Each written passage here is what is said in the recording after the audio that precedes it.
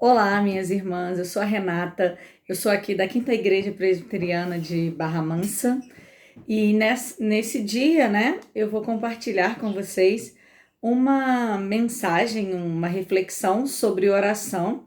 É uma reflexão que Deus tem falado comigo aí nessas últimas semanas. Eu tenho feito o estudo do livro de Jonas e o livro de Jonas tem uma oração muito bonita da Bíblia. É uma oração de clamor, uma oração de gratidão e também que revela uma angústia, né? Que é a angústia de Jonas aqui nesse momento, mas que eu aprendi e refleti algumas coisas importantes que eu gostaria de compartilhar com as irmãs nessa noite. Primeiro, só para a gente entender, né, e contextualizar aí um pouquinho do livro de Jonas, eu acredito que muitas de vocês já conhecem essa história. Jonas, ele tá num contexto, né, que Deus chama Jonas para pregar a Nínive, né? Porque a cidade de Nínive, ela estava em pecado, estava totalmente corrompida. E então, logo no versículo 1, Deus diz assim, né? No capítulo 1, versículo 2, dispõe-te, vai à grande cidade de Nínive e clama contra ela, porque a sua malícia subiu até mim. Todas as vezes que eu escutei essa história, antes de mergulhar mesmo no estudo desse livro, eu sempre olhava para Jonas assim, né? Ah, Deus manda Jonas pregar, Jonas não vai, Jonas desobedece e foge da presença de Deus. Só que quando a gente entende um pouquinho esse contexto, Nínive, né, era uma cidade da Assíria e de um povo muito cruel. Nínive estava em pecado, mas Nínive praticava crueldade, né? Os assírios, eles tinham uma forma de, por exemplo, de derrotar ou de matar os seus inimigos, cortando a língua, arrancando a pele da pessoa viva ainda. Então não era algo tão simples para Jonas ir para essa cidade, ir para um terreno inimigo e ainda proclamar a sua destruição. Lembrando que, com certeza, eles já tinham destruído com crueldade o povo de Jonas, né? E a gente vê na história da Bíblia que a gente tem aqui um povo muito patriota, né? Então, com certeza era difícil para Jonas ir até lá. E quando a gente vai lá pro versículo 2 do capítulo 4, Jonas diz assim: e orou ao Senhor e disse: Ah, Senhor, não foi isso que eu disse, estando ainda na minha terra? Por isso que me adiantei fugindo para Tarsis, pois sabia que és Deus clemente e misericordioso, tardio em irar-se e grande em benignidade, e que te arrependes do mal. Então, o que a gente percebe aqui é que Jonas pensou assim: ah, eu até vou à cidade de Nínive, mas for para Deus destruir mesmo aquele povo, né? Aquele povo cruel, aquele povo inimigo, aquele povo que não merece, aos olhos de Jonas, a misericórdia de Deus, né? Então, se ele tivesse certeza que o povo seria destruído, eu acho que ele iria um pouco mais feliz, sabe, gente? Porque esse era o desejo dele, porque no versículo 4 ele revela isso para Deus. Eu sabia que o Senhor ia ter misericórdia com esse povo, e é por isso que eu não queria vir, né? Então, só resumindo aqui um pouquinho, Jonas foge para Tarsis, e quando ele foge nesse barco, vem uma grande tempestade. Esse ponto eu quero ressaltar. Quantas vezes nós também não fazemos isso? Fugimos da presença de Deus e esquecemos da onipresença de Deus, né? Da onisciência de Deus, como se Deus não soubesse onde Jonas estaria. É algo até um pouco cultural também, né? Eles acreditavam ali na época que Deus estava com o povo de Israel. Então ali era onde Deus estava, Deus reinava. Mas nos outros povos que tinham outros deuses, Deus não estava lá. Então, se eu for para uma terra pagã, Deus não estará lá. Era mais ou menos essa a ideia de Jonas ali naquele momento. E nós sabemos o que acontece, né? Jonas, ele tenta fugir da presença de Deus, mas Deus envia uma grande tempestade e mostra para Jonas assim: Jonas, eu estou em todos os lugares. Eu sei onde você está. Eu sei o que acontece com você nesse momento e sei inclusive que você está fugindo de mim. E Jonas está dormindo no barco, né? Quando ele é acordado ali pelos tripulantes do navio e ele reconhece o seu pecado. Jonas reconhece o seu pecado, é lançado ao mar e a tempestade cessa. Inclusive, as pessoas no barco reconhecem o tamanho do Deus de Jonas. Fala assim, não é possível? Alguma coisa, né? Esse Deus é poderoso. Então, elas reconhecem. E aí, quando Jonas vai ao fundo do mar, ele, Senhor, né? O capítulo 1 fecha assim: deparou o Senhor um grande peixe para que tragasse a Jonas, e esteve esse Jonas 3 dias e 3 noites no ventre do peixe. E aí vem a oração de Jonas, que é o capítulo 2. O capítulo 2 ele é a oração de Jonas. Eu vou ler com as irmãs. Então Jonas, no ventre do peixe, orou ao Senhor, seu Deus, e disse: na minha angústia clamei ao Senhor, e ele me respondeu. Do ventre do abismo gritei, e tu me ouvistes a voz. Pois me lançaste no profundo do coração dos mares, e a corrente das águas me cercou. Todas as tuas ondas e as tuas vagas passaram por cima de mim. Então eu disse: lançado estou de diante dos teus olhos. Tornarei porventura a ver o teu santo templo?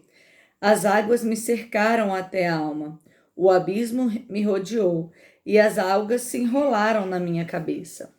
Desci até os fundamentos dos montes, desci à terra, cujos ferrolhos se correram sobre mim para sempre. Contudo, fizeste subir da sepultura a minha vida. Ó Senhor meu Deus, quando dentro de mim desfalecia minha alma, eu me lembrei do Senhor e subi a ti. Desculpem. E subi a ti a minha oração no teu santo templo. Os que se entregam à idolatria vã abandonam aquele que lhes é misericordioso. Mas com a voz do agradecimento eu te oferecerei sacrifício. O que votei, pagarei. Ao Senhor pertence a salvação. Falou, pois, o Senhor ao peixe, e este vomitou a Jonas na terra. Nós estamos aqui para refletir sobre a oração. Jonas, ele era um profeta, né? Vamos lembrar disso aqui. Jonas era um profeta, alguém que foi chamado para pregar, né, ao povo de Deus, mas parecia que ele ainda não tinha noção, dimensão da grandeza de Deus, tanto que ele tenta fugir, né? Ele acha que Deus, ele tem uma dimensão geográfica, né, de localidade, ele está ali e não está lá.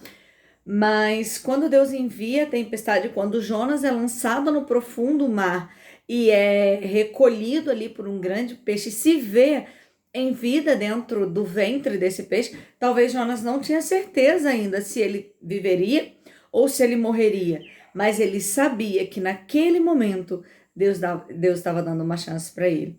E aí ele fala: na minha angústia clamei ao Senhor e ele me respondeu.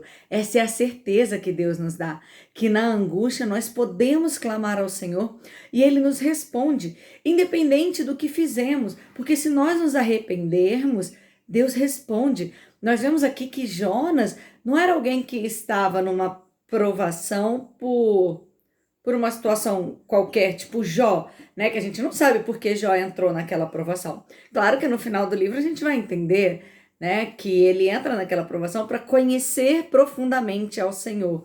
Mas aqui Jonas, nós sabemos exatamente por que ele está nessa situação, né? Ele tenta fugir do chamado de Deus, ele não quer que o povo seja salvo, então é muito pior. Ele não está só fugindo do chamado, mas ele não quer a salvação daquele povo. Então, ele tenta fugir, ele não entende que Deus, a grandeza do seu Deus, ele sabia que Deus era misericordioso, mas não sabia que era onipresente, nem onipotente e nem onisciente. E aí, quando ele reconhece seu pecado e se arrepende, e é isso que Deus está falando aqui, quando nós reconhecemos os nossos pecados e nos arrependemos, ele ouve a nossa voz, né? E lança no profundo no coração dos mares. Muitas das vezes, a tempestade, né, que a gente passa é para que a gente possa entender e reconhecer o tamanho do nosso Deus. Hoje nós estamos em meio a uma tempestade mundial, né? Nós estamos num momento de pandemia, no momento que, mesmo já com a chegada da vacina, nós ainda não sabemos como serão os próximos meses, ainda não sabemos quando tomaremos a vacina, mas às vezes nós não reconhecemos a grandeza desse nosso Deus, né? Então, o que precisamos fazer é clamar por socorro, porque o nosso Deus nos escuta, né? Entender porque Jonas, ele aprende, ele fala assim, lá no final, mas é com voz de agradecimento que eu te oferecerei sacrifício, o que votei pagarei. Então Jonas se arrepende, Jonas volta e no desenrolar do livro, Jonas vai e prega a cidade de Nínive. É importante, irmãs, nós entendermos que nem todo mundo vai ser resgatado por um grande peixe, né? Cada experiência é única.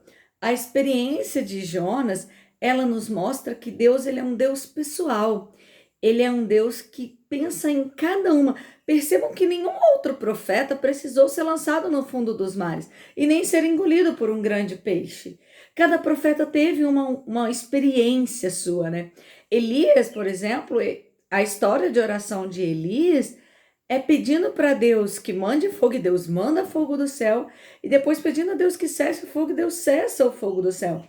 O que também não significa que se a gente orar agora Deus vai mandar fogo e nem que ele vai cessar o fogo, né? Quando nós orarmos. Mas o que significa é que para cada uma de nós, a minha experiência com Deus, ela é diferente da sua, assim como a de Jonas foi diferente, e a de Elias foi diferente, mas todas essas experiências nos mostram quem Deus é.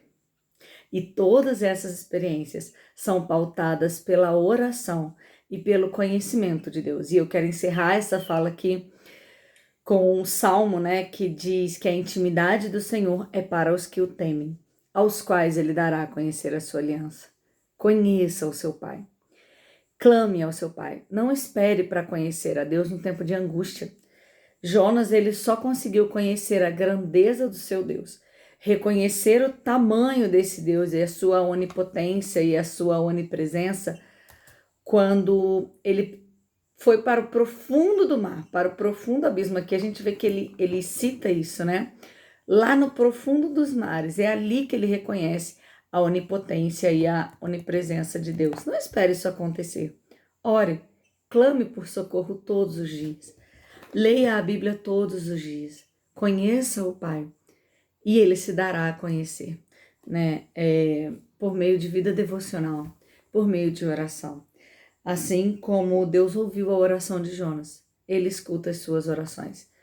Ele não precisa, que você não precise passar por essa tempestade, mas que você possa, nesse momento que estamos vivendo, reconhecer que a única forma de nos achegarmos a Deus, de sermos conhecidos e conhecer a Deus, é a oração, né? É por ela que nós agimos, clamamos por socorro, e é por ela também que nós entendemos e agradecemos a Deus por todo esse livramento. Então, se você está vivo em meio a essa pandemia, agradeça a Deus pelo livramento, porque esse pode ser o seu grande peixe, esse livramento que Deus está te dando. Se você está num momento de angústia, de clamor, clame a Deus, porque na angústia Ele nos ouve e podemos clamar por socorro. Que Deus abençoe a sua vida, que essa história de Jonas possa nos fazer refletir sobre o quão importante é nos achegarmos a Deus, confiarmos em Deus e conhecer a sua grandeza. Que Deus te abençoe. Tchauzinho.